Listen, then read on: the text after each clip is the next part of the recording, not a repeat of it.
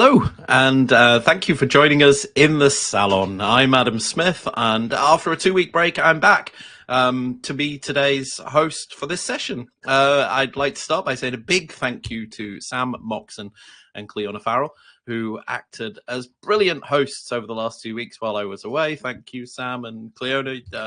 Hopefully you'll see more of them coming back in future weeks, because nobody wants to see me every week, that's for sure. As you probably know, these salon sessions are a new type of gathering where we explore research and career topics to get some new perspectives and hopefully educate, entertain, and drive some positive improvements and change in research culture. We start with a 30-minute live stream that includes thought-provoking, no pressure audio guests, but this will be thought-provoking and informative talks from two great speakers, each of whom have a unique take on the subject. We have a little discussion, and then we'll spend the last 20-30 minutes or so joining you. All of our presenters and myself will join you in the chat so that you can ask your questions. You can also put your perspectives across as well, and we'll have a chat in there. So let's get on with some introductions. Our two speakers are Dr. Anna Malik and Dr. Chris Poyner. Hi, both of you. Thank you very much for joining. Hi. Anna holds a BSc in neuroscience from King's College London and an MRes in experimental neuroscience from Imperial College London. During a BBSRC-funded PhD at UCL, Anna worked for Jennifer Pocock and Selena Ray and Thomas Piers to study microglia neuron interactions with induced parental stem cells, and her postdoc focuses on applying spatial transcriptomics to resolve cellular responses to Alzheimer's disease pathology. And Anna, congratulations, is now a new UK UK DRI future leader and has just moved to Imperial College London. Congratulations, Anna. Amazing. Thank you very much. And Anna, did I hear you mention at the start you're actually recruiting for a PhD right now? Yes, I am the first member of the lab to help me get it off the ground and really start investigating some of the fun interactions. So if you're watching this, Anna has a job, and if you think Anna would be a great boss, which I do, you should apply. Also as well, joining us is Dr. Chris Poyner, who's at the University of Birmingham and is an NIHR ARC DEMCOM fellow and in the West Midlands. For those who don't know what the DEMCOM program is and wants to know more, because obviously today we're talking about PhDs, but Chris is doing this amazing work there and has been the focus of a specific podcast. He was a guest on a podcast on our Minds in Motion series earlier this year to talk specifically about his work, which is on exploring people's experiences and living in rural communities. And how they access healthcare and diagnosis, and how they're supported post-diagnosis as well, and what could be done better. Chris did his PhD in Bournemouth and the University of Stirling, so mix between two places. That's unusual. Different perspective there. Somebody who does a PhD across two places, and he finished in 2015. So that's our guests. So brilliant. We have somebody working in translational research and somebody working in fundamental science as well. So we have two very different perspectives on what I guess is two PhDs that are delivered in different ways, but with some similarities. But we'll find out through the talks. So let me quickly set the scene. We're going to demystify the PhD journey, discussing everything from the challenges of research, time management, joys and discovery of academic contribution. And whether you're considering a PhD right now or are just curious about the process, hopefully this event will provide a realistic look at daily life struggles and successes. And if you're thinking about starting a PhD, this will hopefully persuade you that it's the right thing for you to do, or not. Let's find out. I think Chris has very kindly agreed to talk first, so that's enough from me. We'll let Chris over to you, and let's hear what you've got to say. Thanks, Adam. Thanks for the introduction. I won't go into too much more detail about myself. I think that was adequate, so thank you very much. Just to begin with, I'm thankful for the opportunity to talk this afternoon. It's quite timely for me. I'm about to have my first PhD student start in September. And certainly, I think if you'd have told me that one day I would have my own PhD student when I was doing my PhD, I potentially wouldn't have believed you. But, you know, here I am. And I think what I'll say at the outset is if you're thinking about doing a PhD, yes, it will be challenging, but certainly like if I can do it, then I reckon you can do it as well. Okay, so what's the process for a PhD? So to start off, what I would say is it might feel like you've got a lot of time. So you start off, you've got 3 years. You might think, wow, it feels like I'm never kind of going to get to the end of this. And like I've got so much time and I can like relax and I can settle in and get my feet under the table. But I think one of the things to tell you at the outset is like when you're doing a PhD, it isn't just the PhD that you're doing. In fact, you're not a PhD student until the end of your first year, when you have what we used to call a transfer document. I don't know if it's still called that, but ultimately it's once you passed your MPhil. So there's a lot of things that you're doing. It's not just writing your kind of 80,000 word thesis.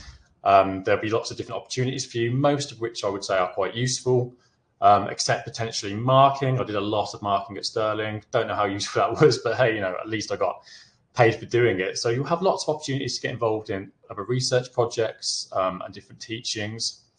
And what I'll say is those opportunities for me were really fantastic.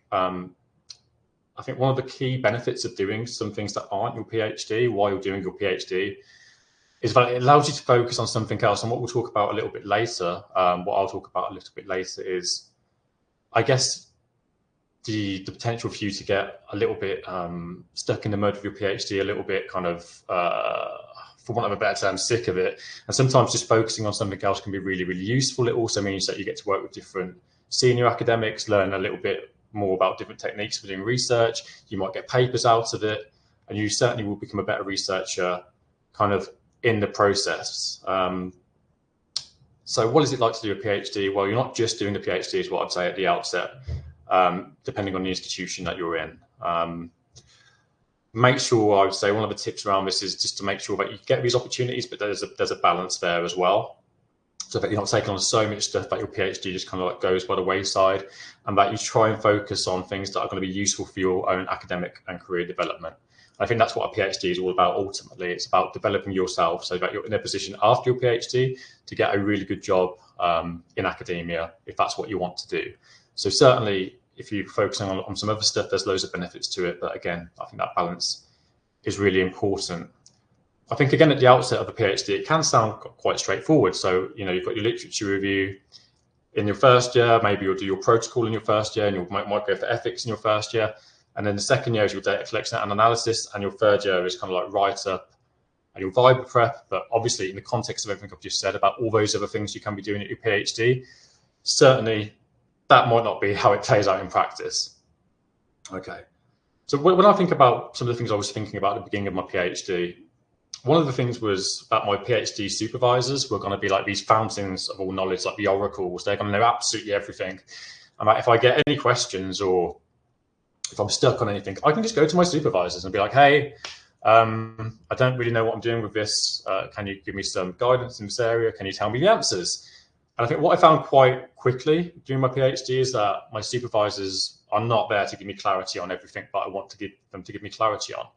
So I'd go with them with a problem or a question. You know, for example, I remember at the start of my PhD really struggling with my research designs. Like, is this a case study? You know, I know it was ethnographic, but is it also a case study? And my supervisor would be like, maybe, you know. And I'd be like, yeah, another question. Do I need to do a systematic literature review, or can I just do a scoping review? I don't know, work it out, you know. Do I need HRA ethics? Who knows?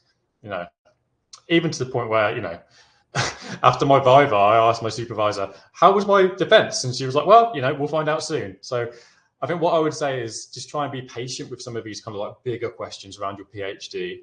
Don't get anxious about it if you don't know the answer straight away. And just remember that the PhD is ultimately a journey of discovery. It's about, yeah, obviously discovering a unique contribution to knowledge, but also like all these questions about your methodology, your research focus, how you're going to do the research. These questions will be discovered over time when you've got more thinking space and you've done a lot more reading. And as I say, just try not to get too anxious about that. And certainly don't expect your supervisors to give you all the answers. I think when you do a PhD, a lot of people will say to you who aren't doing a PhD or outside of academia, they might say stuff like, you must be so clever, you're doing a PhD. And while I would agree that a PhD is an intellectual challenge, I would also say that it's a challenge of discipline more than an intellectual challenge. So for me personally, I really enjoyed doing my PhD most of the time. Obviously, I got to focus on a research area in dementia care that I'm really passionate about. I got to meet loads of brilliant people, immerse myself in my research. So all that was great. But as I alluded to earlier, there may just become a time where you're in your second or your third year, you're writing up, and it just gets a bit much. You get a bit kind of sick of it, for want of a better term. So reasons for this could be myriad. So it might just be that you've got some negative feedback on a section or a chapter of your PhD thesis that you thought was really good, but it turns out that perhaps you've got a lot of work to do on that, and that could be quite daunting. You might have imposter syndrome. That is a real thing. I still get it now. Or you might just be burnt out, or you might just be struggling with self-motivation, or heaven forbid, you might procrastinate. And I think it's just really important to be aware that these are things that can happen during your PhD. It's important to be honest about that and to try and have a relationship with your supervisors where you can admit this when you're feeling like this. Don't try and project yourself as this infallible model student. I don't think that's realistic over a 3 to 5 year PhD. If something's wrong, it's important to reach out and just to see if your supervisors can address it, And I would say that regular contact with your supervisors is really, really important. I know some people who've done PhDs in the past and they haven't had regular meetings periodically with supervision. And I found that quite problematic. And certainly going forward as a PhD supervisor, I'm going to recommend monthly meetings. And that was my experience. And they really helped just to keep me on track, keep me focused. And then if there was a problem, in terms of my own motivation for the work I was doing, that could get picked up in that meeting and addressed, which is good. One of the reasons that these monthly meetings are important is because of the risk to your mental health that a PhD can pose. So we know from previous research that at least about a third of PhD students are at risk of developing a common psychiatric disorder, and depression is really, really common. I hate to bring the presentation down even further, but this is a reality. I think it's worth just addressing quickly in the presentation. So I think one of the reasons for this, from my experience, is that the process can be quite mentally challenging because there's no real separation from your work life and your leisure life unless you bring that in yourself. Okay, so if you're working from home primarily, obviously there's that physical environment space might not be separated, but also in a 9 to 5, you generally tend to be able to switch off. But with a PhD, it's much harder to kind of switch off from the kind of cognitive load of a PhD. And I think there's also stigma associated with being a mature student. And there's a lot of pressure as well. So there's pressure from yourself. There might be pressure from your funders. There's obviously financial pressure because you don't earn that much money doing a PhD. And that could also come perhaps with pressure on, your relationships with the people that you love the most. Certainly I remember talking to my partner about, I'm going to do a PhD. That was a difficult conversation. It's okay, we're not going to have very much money for a long period of time. So all this stuff, it can create a lot of pressure on you, and that can affect your mental health potentially. So I think it's really important to try and develop some kind of forms of escapism from this pressure which you might feel. Certainly for myself, I think exercise helped a lot. And if you can treat, I wasn't able to do this, but if you can treat your PhD like a 9 to 5 job and then try and switch off from it in the evening, I think that might be something I recommend for my students going forward. Okay, so if there's one thing I really wanted you to take from this presentation and from what I'm talking about today, it's certainly that peer support is really, really important. So obviously, as Adam alluded to in the introduction, I did my PhD at 2 different institutions, at Bournemouth and at Stirling. And I was really fortunate to have really good friends at Bournemouth and to have had a really good environment to work in at Stirling.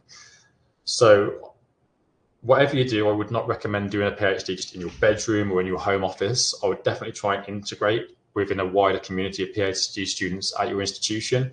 And if that doesn't exist, I wouldn't just, forget about that. I would definitely try and contribute to building that if you possibly can. Develop an early career researcher group, or just get in touch with some of the PhD students that perhaps your supervisors are supervising or who've got a common thematic area with you. So yeah, I think that's massively important. I think those people, they can help you on a day-to-day basis just by having that peer support and talking to them about what your problems are. They might have been through those problems before, but also great from a social perspective too. Okay, so on a more positive note, because I know I've focused on a lot of the challenges so far, looking back on my PhD now, I think what I can say is that it was great to have 3 years to focus on one project. And I think it's really important to appreciate the amount of time that you do have to like really focus on your data and your analysis. That might not be something that you can do again in the future. And I think just try and love that process and like love your analysis and love your data, because you might not ever work with data in that same way again. I think that's one of the real benefits of doing a PhD. If you love research, it's just that kind of time in your second year that you might have to really focus on your analysis. Okay, so this is quite unique to me, but my funders were practice-based. So my funders were a care provider in England. So there was, as I was talking about earlier, there's a little bit of pressure that can be associated with your funders. And certainly in the funders in my case, they didn't necessarily like what I'd found about the quality of the care they were delivering. So that was quite hard, I think. And I delivered to them an interim report. Like I said earlier, you're not just doing your PhD. When you're doing a PhD, you have funder reports, for example. So I delivered them a funder report, and they basically came back and said, oh, God, we don't really like what we found. We want you to come to the head office and kind of talk about it. It was almost like doing a Viva before my Viva. So they got me in there and they talked to me for like 4 hours about the findings. And I was really proud of the findings that I produced. But when the funder doesn't like it, that can, as I say, that can be quite hard. You know, I wanted to help them deliver better care so that they could learn from the strengths and weaknesses of what they were doing, and they could ultimately provide a more person-centered, positive culture of care at their care home. But they were kind of a little bit in denial about things. And I don't really know even today how much that was taken on board, how much my findings were taken on board. So that can be hard, you know, to manage your funders' expectations. But ultimately, there's only so much you can do about that, and try not to let it bother you too much. But I just thought I'd just mention that just as a reflection upon my own experience. Okay. And just to end then, because I know I've run over, I think it's really important to focus on the fact that once you've finished your PhD, you will have contributed something new to your research area. It will mean a lot to you. You will have achieved something really significant. And I think one of my best memories about the whole process was celebrating with the people that helped me get there and gave me so much peer support, emotional support, like my family and my friends, after it had finished. And I would definitely recommend organising a big celebration for after your Viva, because you will pass it. And it will be fantastic to share that moment with all the people that have helped you get there. Thank you for listening. Thanks, Chris.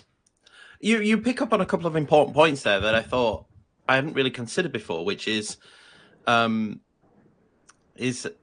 importance of the project versus and the importance of your supervisor in terms of getting you through. Which do you think is more important, that you're really kind of passionate about the topic, or that you've got a great supervisor? You're not allowed to say both. I know you're going to want to say both. But which, if you've got to choose between a brilliant supervisor but a project you're not that especially passionate about, or a subject that's great but a supervisor you're not sure about, which would you choose? So as I alluded to in the presentation, the supervisor can't do it for you. They won't do it for you. Well, yours certainly didn't, by the sound of it. No, it was. I mean, we've talked about supervision before, and I think there's definitely two different types of supervisor, aren't there? There's those that are very hands off, and those that are very helicopter, kind of very hands on. Sounds like yours was pretty hands off. I think what I would say is supervisors can be very variable, and you can always change supervisor. You can't change your topic. Well, you can, but within the confines, you can't change your topic too much. So I think you really need to be passionate about the subject that you're doing. And ideally, it's not just like broadly thematically an area you want to work in, but specifically the niche of the project you're doing is really important to you as well. The best way to achieve that is to write your own proposal. I didn't do that. So my proposal was already developed to a degree. I developed the methodology and stuff, but it was ultimately about the implementation of person-centered care in a new build care home. So what was novel about my PhD was that context of it being new, a new build care home, so new staff, new residents, and all that goes with that. And and I was comfortable with that. I'd done research in care homes. I was interested in research in care homes. So from my perspective, it was okay. But if I had to choose one, it would definitely be 100%. The topic has to be right for you. Anna, do you agree with that? Absolutely not. I am very much camp supportive supervisor, because I think, yes, there is an axis of very hands-on to very hands-off supervisor. I would postulate there's a second axis towards good and bad. So I think you can have a good supervisor who's very hands-off, or you can have a supervisor who you just really can't work with. And at that point, it doesn't matter whether they're hands-on and hands-off, because I think science, you can't control science. A project will always go wrong. You'll always get sick of it at one point, I would say. And in those moments where it goes wrong, you need someone in your corner.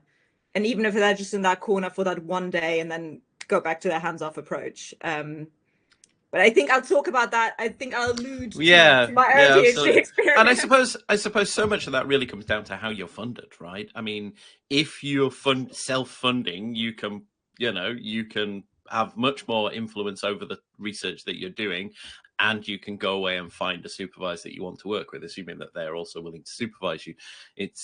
So funding clearly plays a big important role in that. But yes, Anna, let's hand over to you and hear your perspectives. All right, let me try and share.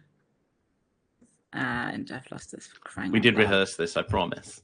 Yes, but that doesn't necessarily mean that these things work. It's just a very temperamental little toggle. Well, while Anna's doing that, I've got some stats for you if you like. Where are they? They're in here somewhere.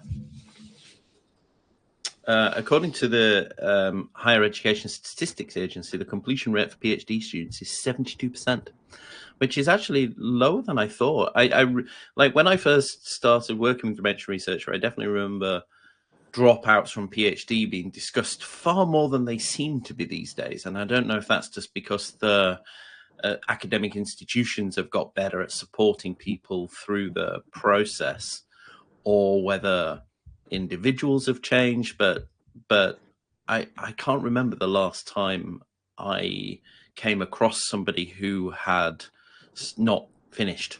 They might have taken a long pause because something in life got in the way, but not particularly if they were self-funded. More so. Okay, we can screen your screen now. We can see all the gubbings around the side as well. Okay, how about this now? Still no, not? It's still the same. Otherwise, I will just do it without the slides. Well, no, you can. Okay. I mean, you can do it that way.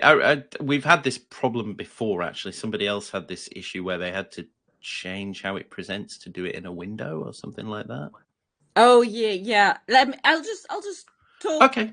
I mean, the slides. I'm kind of more to just remind me of the things I wanted to talk about. Okay, well, you can look at your slides yourself, and we'll let you get on with it. Yeah. So thank you very much for inviting me to talk about this topic. I think it's a very difficult question. I think I wanted to start out with that. Like, what is it really like doing a PhD? I think there are a lot of answers to that. So Adam really nicely kind of presented my CV, and I think that was a very clean version of what I did. And I think that's kind of the one thing I do want to point out, is that all scientists are storytellers. So there are definitely ways of telling a story and telling, how I got to where I am right now. And I just wanted to, first of all, note that might not always be, well, it's the truth, but there are always versions of the truth. So to kind of give you a bit more insight into why I'm here or how I got here, I wanted to start by saying that when I did my undergrad, I specialized in neuropsychology because I thought that's what I wanted to do. And turns out I didn't enjoy the research. And so I finished my undergrad with absolutely no lab experience, but somehow a feeling of maybe I wanted to go into research. Maybe I wanted to do a PhD after all. It was a very confusing final year for me.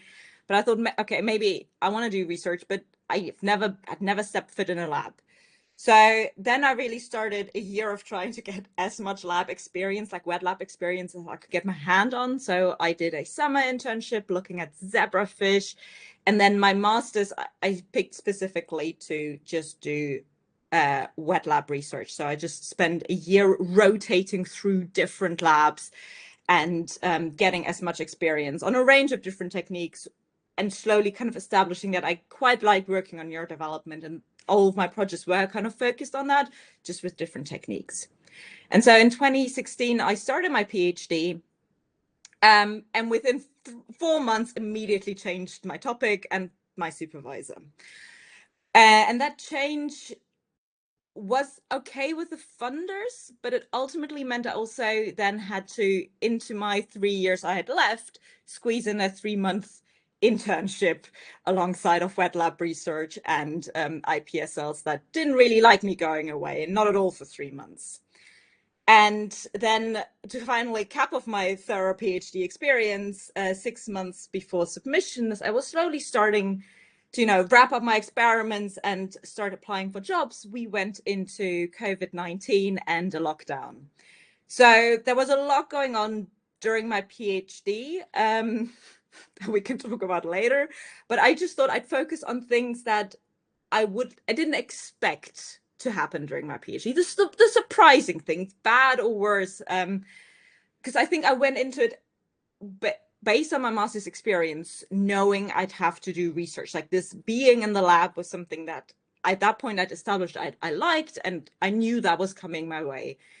But there's so much more to doing a PhD than just the wet lab work, even when you do a fundamental, which is a much nicer word than a basic science PhD. And I think what surprised me the most was this difference between doing the science versus thinking about it, because suddenly you have 3.5 years to think about the project, to do the reading. And I think what really surprised me was the value of taking a step back, planning your experiment, planning the controls properly, so that you only have to do it once and it would work and you could move on with life. And I think that was that took me a really long time to learn, and I think to this day I struggle with this kind of balance between doing versus thinking.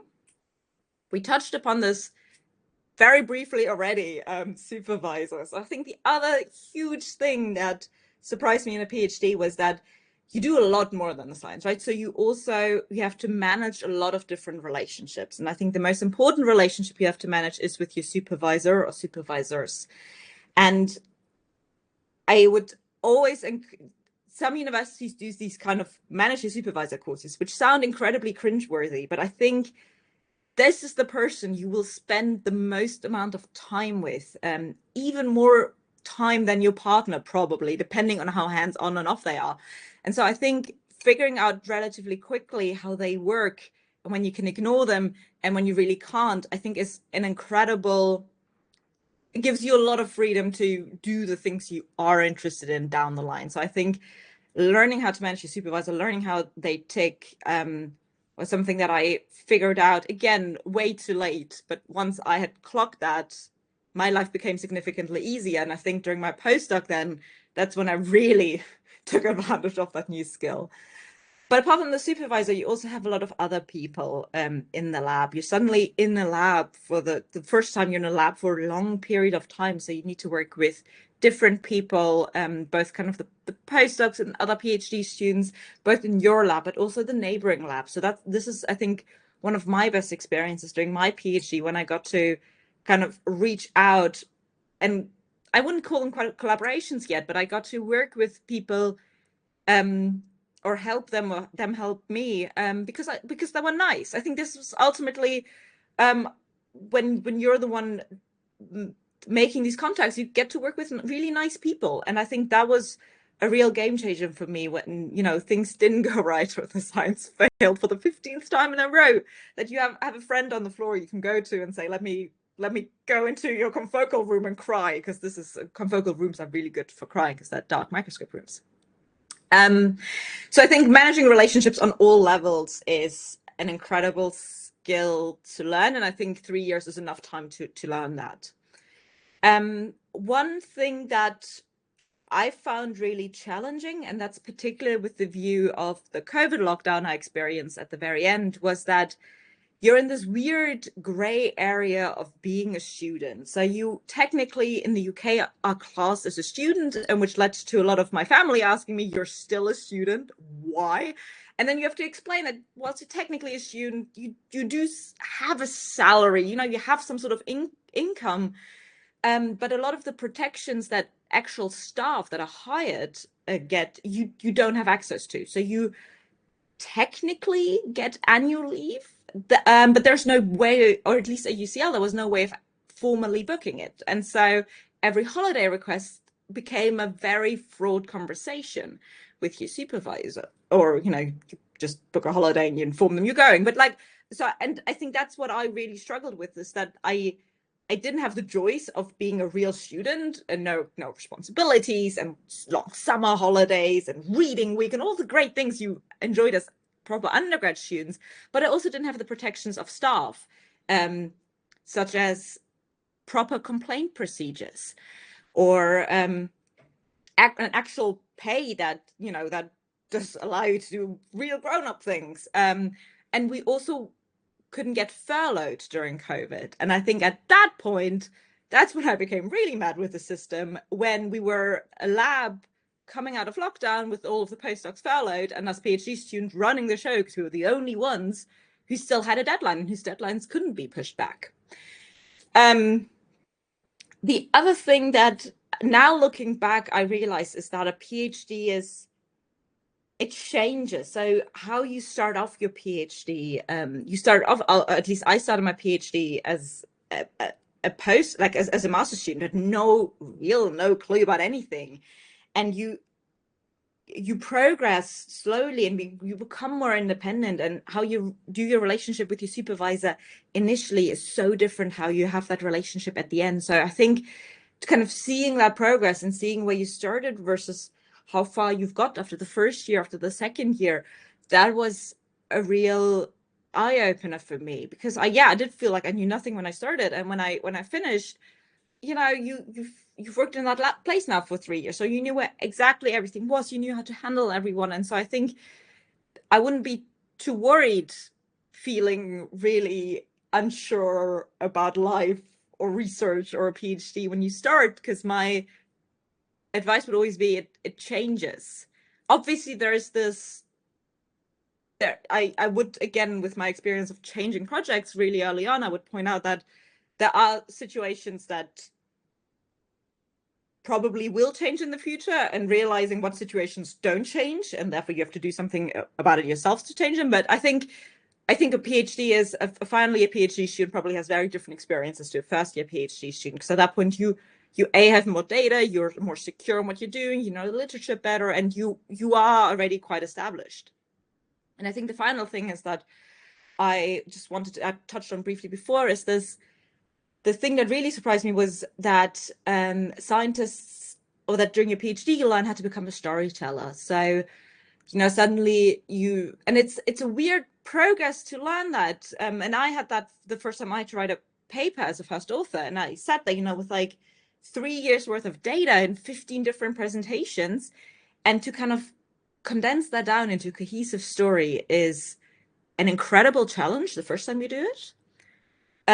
But I think it is something that you learn over time. And so I think it's also really important when you, for example, go to these career talks and everyone seems like there's, you know, they know what they're doing. They seem so organized about their steps and whatnot, to always keep in mind that these are all polished versions. I think scientists are really good at taking things that might be disjointed or don't, you know, scattered all over the place to form that into a story. So I think this is, again, something that you learn during a PhD, for better or for worse, and that really blew my mind. And to now kind of see it from the other side, when we wrote the most recent paper, I, you know, threw the story together, my students just sat there with an open mouth. It's like, how do you do this? I was like, no, don't worry. It comes with the training. It comes with experience.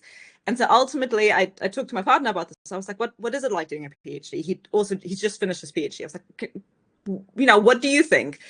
And And he said, and this is another great thing that you learn during your PhD, is take what other people say, give them credit, and then say it yourself. It's ultimately a training to become a scientist.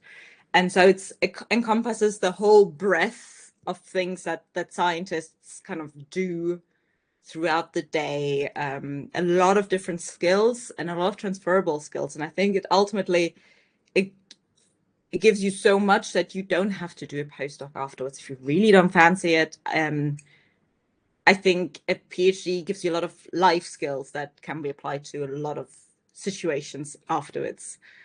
And I think that's kind of my 2 cents about a PhD. No, that was brilliant. Thank you so much, Anna. And it's interesting that your partner's just finished as well. So did that time that he must have, or they must have started as you finished? So he started 2 years after me. So I think our PhDs kind of both got extended with COVID. And so, yeah, for reasons beyond my understanding, he saw me really struggle in the first year of my PhD and decided I want to do that as well. And so we've kind of done it both now, and we've done both the thesis writing, at least not in parallel. I think it was good that we wrote our theses separately, whilst the other one could, clean the house and cook. Yeah, and earn more money than the other one. Well, marginally. I wonder if there's something in that about academics who, like, it seems to be quite common for people in academia to kind of be partners. And I wonder if that's just because no one else will put up with our, for want of a better term. You understand the trials of that. It's interesting because I suppose we should. We haven't acknowledged this just at the start, but we should acknowledge, of course, that this might differ depending on where in the world you are. Of course, we're all in the UK. We've got a very UK perspective on this, and also as well, I think the time of, I don't know if it makes any difference as to the time of life when you do this, as to whether you're, because we talked about this before, about particularly the impact on whether you continue in research afterwards, that if you've gone straight from undergrad to master's to PhD, you've kind of been a student, or what feels like a student forever. And I think at that point, people become a little bit exhausted and are more likely to potentially move on. Whereas I think if you came, we've got a salon session later in the year, I think, or early next year, talking about doing a PhD as a mature, as kind of later in life.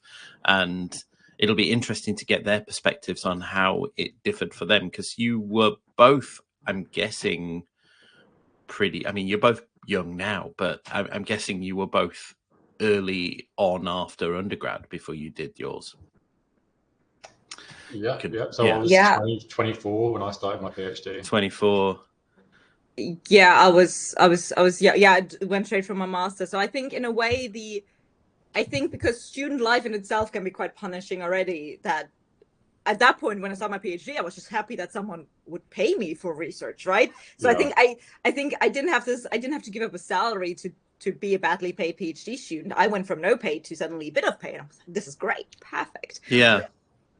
Whereas I suppose if you come to it later, the chances are you might have been able to bank a little bit, like you might have already done some of those kind of life milestones that we all recognize, like buying a house or having a family or whatever it is, putting some money in the bank a little bit, perhaps, before you start doing this. Not that that matters. Right. Do you know what I'm going to ask you? I'm going to do this because we haven't got very many people in the live session today. So I don't think the chat is going to, but anybody who's watching who has a question, you can post that in the chat and we will still get to the chat afterwards. But instead, what I'm going to do is I'm going to spend 10 minutes with some quick fire, very practical questions. I don't want long answers. I want kind of shorter answers. And these are going to be practical questions that will be useful for people. So, Chris, what motivated you to do a PhD?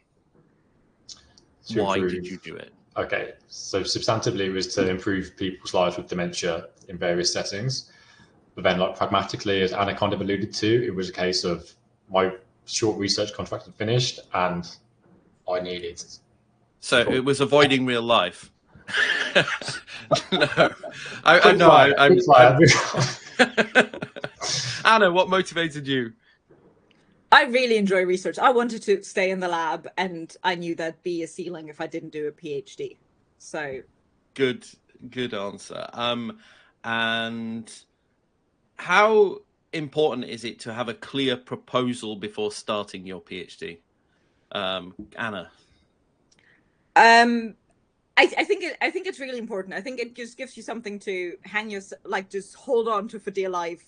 Initially, as you set up, I think your proposal changes. I rarely meet PhD students who do, the third aim of their PhD, because that's always way too ambitious. I gave up on mine immediately. But I think having a clear idea of what you want to do to start with is a lifesaver. And that kind of also depends as well, doesn't it, on how you're funded and practiced.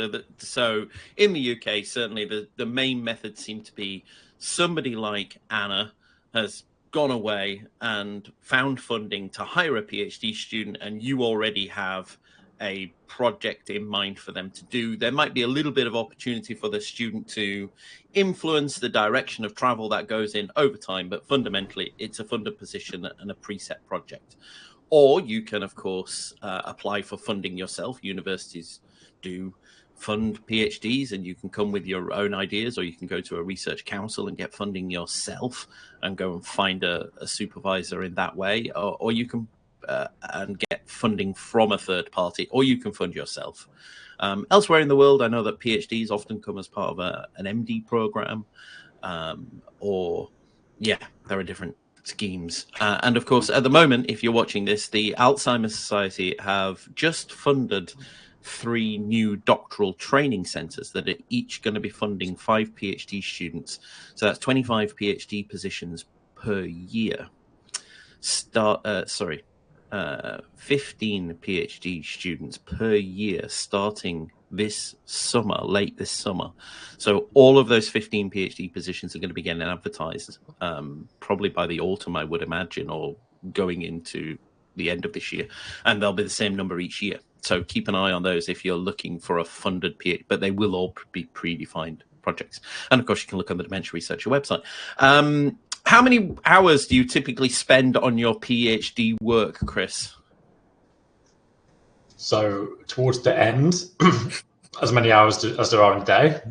So, I didn't have time to talk about this in the presentation, but so the last kind of 6 to kind of 3 months of your PhD is ridiculous, just flat out the whole time. But before that, I think it's between 6 to 8 hours a day is pretty typical. Does that ring true with you as well, Anna? Yes. I think I did slightly more hours during my PhD, and my crunch time was slightly less bad because, COVID, that was a plan. I had a plan for my final year of my PhD, to write the thesis with enough time and then get myself a job or even a fellowship. And then COVID happened and it all kind of spiraled out of control incredibly. So I didn't actually have a really bad crunch time because there was nothing else to do during lockdown. Might as well write your thesis. There was a lot of social hours that normally would have been spent on other fun stuff turned into PhD time. Okay.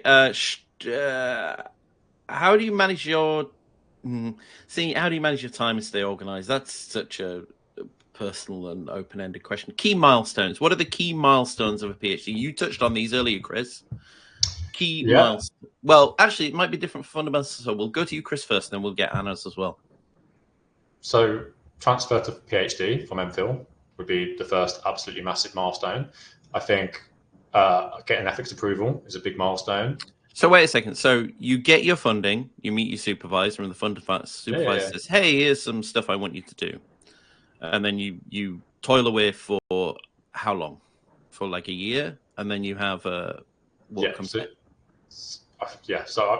specific terminology escapes me now, but essentially you have a transfer to PhD. Upgrade, right? You upgrade to PhD, but you have to prepare a document. I think it's 10 to 20,000 words.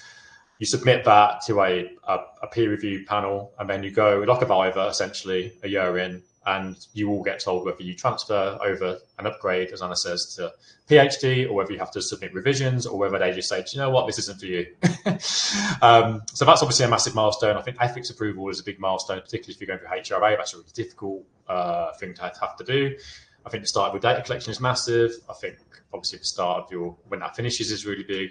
There's so many milestones, you know, the list goes on. I mean, of course, like, you know, I think organising a mock viva is really useful. When you finish your writing, your thesis is massive. I mean, I could probably talk about milestones. So do you only do that upgrade is only after 1 year? Is there like another one at the end of like year 2 or something? Because PhDs are typically 3 years full time, aren't they? Unless something gets in the way. No. So there's nothing at the end of the second year. Obviously, you'll have like annual reviews with your supervisors and stuff, and they'll check on your progress. And you know, every month you have a meeting. I would have a meeting to talk about my progress. But in terms of like a formal assessment, it's like end of first year, end of when you submit your thesis. Is that the same for you, Anna? I think it slightly depends on institutions. So Imperial are one of the few ones who do the early upgrade, but they also have a late, they call it a late stage review. But yeah, I think for me during my PhD, the upgrades at 9 to 12 months in, I think for me a massive milestone was the first time an experiment worked. I decided, like, let's celebrate this. I think starting to write the first paper was another huge step for me.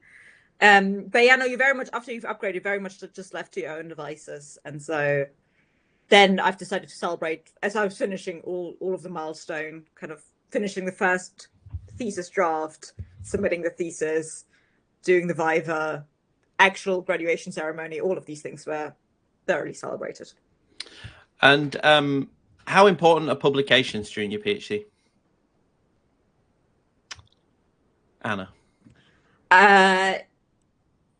I think during a PhD, it depends on the research area you do. During a PhD might be ambitious. The advice that I got was that going into your viva will be easier if you have published part of the work, because then your examiners know that at least part of it got already reviewed externally. But I think you don't need to publish to get a PhD in the UK, which is very different to other countries. So I think it's great that you're actually to publish. I think if you want to stay in academia, publications help. So I think they're more important for your career progression, but they helped me to kind of structure it. I think for me it was very helpful to have already thought about the papers. So by the time you've both finished your PhD, had you been on papers as a first author or just as a contributor? Yeah, so I had been. And as I was saying during my presentation, part of the reason for that was getting involved in work as a research assistant, doing data analysis and data collection on different projects, which can take up a lot of time, but you will get paid a bit more. And then, you know, my best paper, I would say, is the project that I did during that time, which has most of my citations. So it's definitely worth it if you can get the work. And how much... we talked about a little bit about how many hours a day you spend on this. Is this, I mean, at what point did you both start writing up? I mean, obviously it sounds like you're mostly, I mean, you've got that big thing to submit at the end of the first year. And does that, I mean, so you're writing very early on, are you? Anna, you were going to... Yes, so I think that upgrade report was really helpful, because that's ultimately your literature review more or less done for your thesis. Depends on how much thorough you are. And I think it helps to write throughout. I was very keen to start writing earlier, and I think that was really helpful. So I started writing 6 months before my supposed deadline. That my deadline got pushed back, but I started writing at 6 months, and the structure that I had in mind was I'd write for 3 months, realize all of the experiments I still had to do, and then had enough time to go back into the lab whilst my supervisors were reviewing my draft. Yeah. And did you, Chris, were there moments through this, I mean, you swapped institutions, were there moments through this where you were ready for saying, do you know what, I've changed my mind, I'm not going to do this? Yeah, there were some really difficult times during the PhD for sure. I never like had a formal conversation with a supervisor or anything like that about quitting.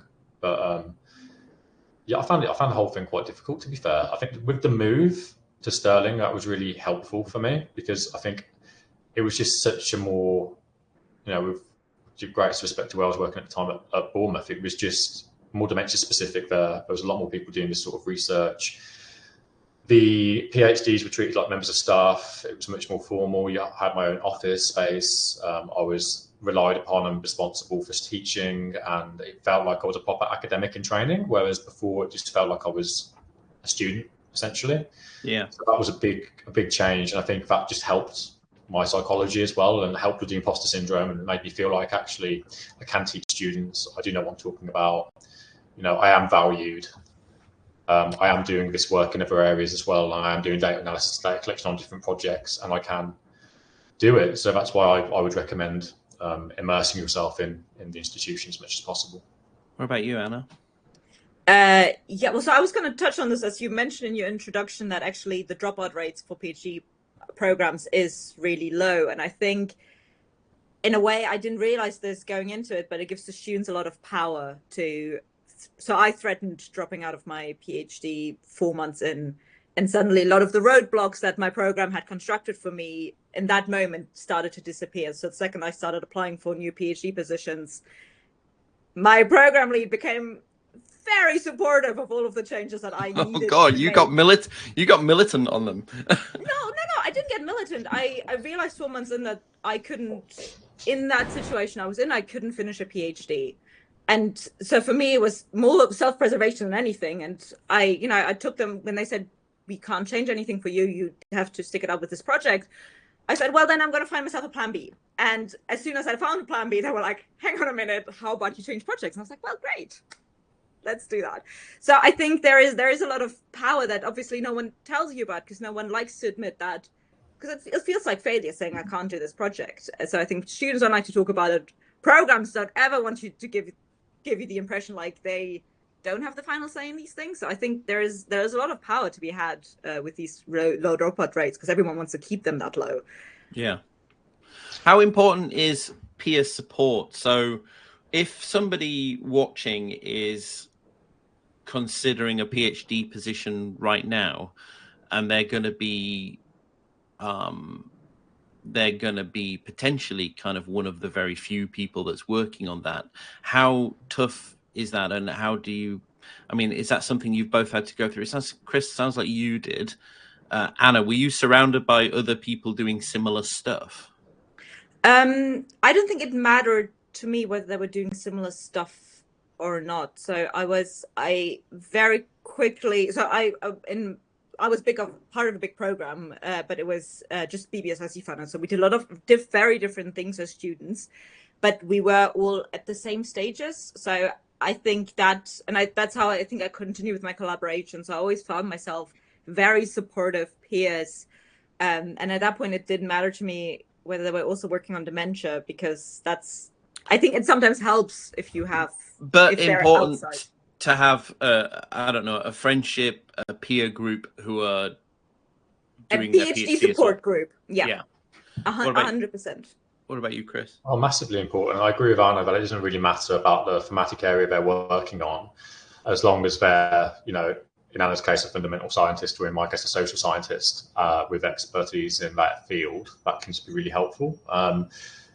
Yeah, and obviously there was like a camaraderie, because we was all contributing to the teaching there and the different modules there. There were people at different stages, so someone who might have just gone through their Viva could talk to me about that process, or someone who was doing ethnography like I was able to talk to me about their data collection before I started my data collection. Little things like that really help, and just having a common room to eat lunch in, talk to people and have a laugh with them, just socialise and do sports with them. And all these things were something that I found at Sterling, but which were kind of in place at Bournemouth, but not to the extent that they were at Sterling. And I think that peer support really got me through at times. And like people just offering, I will have a read of this section of your thesis for you. And then coming back to you and being like, do you know what, this is really good. Like, I'm like just giving you a bit of reassurance that your project and your writing is of the standard required, can be really good for some of those kind of pressures that I talked about earlier around and the imposter syndrome and stuff as well. So for me, it was absolutely vital. So sorry, because I also think it helps if you if something goes wrong with your supervisor, that you have someone who has no skin in the game you can go to and say like, oh, I've just been told this. Is this a weird thing to say to me? So I think it's that that feedback to just be like, was this just a weird situation, or was it not? And then I think that helps. Yeah, somebody who can somebody who's got that kind of empathy and can understand the situation you're in. So I suppose last question, and then guests, if you do have any questions, do post them now. Is do you have any regrets? Is there anything you'd do differently? Reflecting on your PhD experience, is there anything that you'd wished you'd made more time for or done differently across that period? Anna, you go first. Well, I think in a way, if you already know the results, I could have saved myself a lot of the experiments that failed, but I think I would have worried less about everything. I think I was a very high-strung PhD student, and now looking back, a lot of the things I worried about in my first year were not worth worrying about. Good. I think a lot of new parents say the same thing, don't they? It's kind of with a PhD is your thesis is your child that you've. Chris. Yeah. So my biggest regret for the PhD is that the findings didn't influence practice with the funder as much as I would have hoped, because there might have been a problem here with how I interpreted, or not interpreted, but communicated in the funder report. Maybe I was too critical or too negative with my terminology. Maybe I did something that got them defensive, which meant they didn't want to implement any of the recommendations that I produced for them. So I know you'd have to have a funder in practice for this to be relevant to you, but I definitely feel that was a mistake on my behalf, and ethically it doesn't sit that well with me, because obviously you're dealing with a care home, people live in that care home, and if your findings don't influence practice in a positive way, those people's lives don't improve. And I think for me that was very hard. It was hard to then read the CQC report that also highlighted the problems I highlighted that weren't picked up on. So they got a requires improvement. Those people that lived there, like I said, their lives didn't improve. And I just feel like if I could have penetrated that defense, maybe those people would have lived a bit happier. So that's my biggest regret. Yeah. I know I said that was my last question, but it's not. I've got one more now thinking about that. Given your thesis goes through so many rounds of backwards and forwards and edits and you thinking and then overthinking and rethinking and then back to your supervisor and back to you again, did you both like your thesis at the end of it? Is it what you wanted it to be, or is it kind of what your supervisor wanted it to be? Is it just what needed to be done because it needs to be done? By the end of it, did you like what you'd actually finished? Go on, Anna's pondering that. You look like you're going to say no.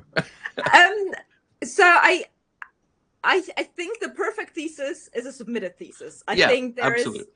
I think I liked what I'd submitted, and then my examiners actually got to it. And after the corrections, I think it got less pretty after my corrections.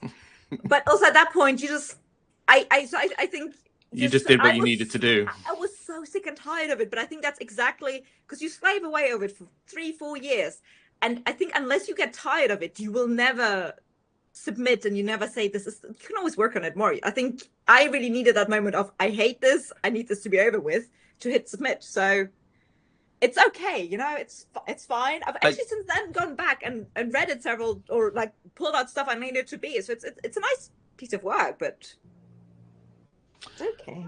I have the same with papers now. I think I'm kind of very precious to start with, and then over time, gradually you let go and let it become what your co-authors want it to be, what other people want it to be, just because, as you say, you want it to be done. So not being too precious over this is kind of important. I suppose if you're going to pick your fights, make sure you select them carefully on things you feel really strongly about. Otherwise, I go. Chris, your thoughts on that? Well, I mean, you've kind of already said what you think. I mean, you stuck to your guns and wrote a thesis that you thought needed to be done. Yeah, it was very, it was critical of the culture of care, of the research setting. See, everybody wants to go away and read your thesis now to see exactly which provider it was. No, but it's all anonymous, obviously, Adam. Sworn to secrecy forever and a day. But yeah, you wouldn't be able to tell from it, of course. But I think the problem they had was, to be fair, is that what they did is they refurbished a different home at the same time. They opened this one, and that wasn't dementia specific. And they put all the staff from that home into the dementia specific home. They didn't have dementia training. So I was seeing a lot of examples of what we would call malignant social psychology, whereby there was lots of banishment, infantilization, objectification, all this stuff. So as a result of that, I saw that stuff. So I had to report on that stuff. What I'd say is the thesis is very idiosyncratic. It's very unique to that situation. So a lot of the findings are viewed in that context, and they might not be applicable to other dementia-specific settings, because they had a whole staff team here who weren't trained in dementia care. Yeah. So from that perspective, I don't like my thesis because it's not generalizable to the wider population. But you've had the opportunity since now to get funding to apply and do that in your postdocs. It did the job, essentially. Yeah. Well, that is all we have time for today. I think my general takeaways are that I don't think we've kind of, opened any doors on any massive revelations unless somebody's very naively going into a PhD thinking it's going to be amazing. It's like, it's going to be tough. There's going to be times when you're stressed and anxious. Having a good peer support group around you can make a massive difference. Having a great supervisor is clearly important, and Chris feels it's very important to be passionate about what it is you're working on, and I think it's important to have a better supervisor and an interest in what it is you're working on. Maybe interest can develop over time. You can develop interest in what you're doing, even if you don't when you first start. What you can't necessarily do is make a bad supervisor a good one, unless you tell them. And also as well, I think do you know what, we had a conversation going on now, and I said we were ending, is over when it comes to supervisors, I'm always a little bit uncertain as to whether somebody who's brand new and a supervisor for the first time, like Anna's going to be, I mean, first time supervising and Chris as well, but first time supervising a PhD student, but it's not really, is it? I mean, you've supervised students in the lab and other places before. It's just the first time somebody's looking to you for all the answers. Well, no, not even the first time they've been looking for you for answers. So what I was going to say about that was first time PhD, I suppose there's got to be a bit of give and take, that whilst a first time supervisor is probably going to care more and be more involved potentially, that also as well you've got to forgive them that they're not going to be perfect from the outset. There probably are going to be things that they get wrong, and it's important to work together and help and keep that communication open. And if there's something, I'm sure neither of you will mind if somebody comes and says, hey, I'm struggling with this and I don't like what we just happened. But mentoring is important too, I imagine. Having a mentor that's separate, and of course the Dementia Researcher community does provide a facility for you to find mentors. If you go to that section that I've forgotten what it's called, we've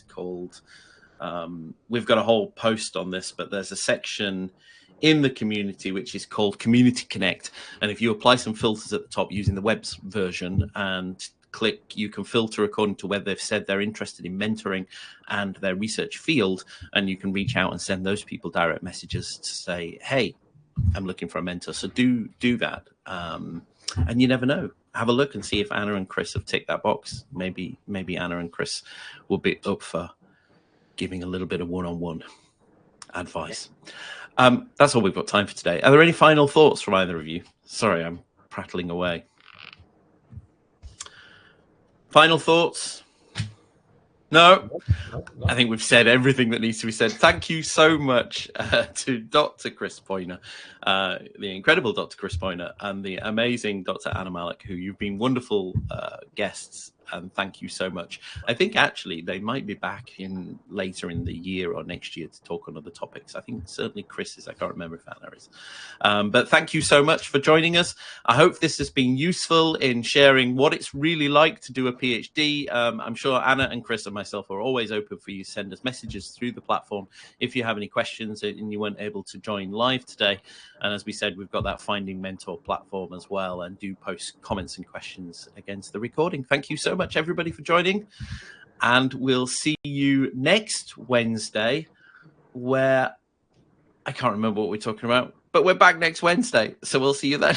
Take care. Thank you very much. Bye. Bye. Thanks, Adam.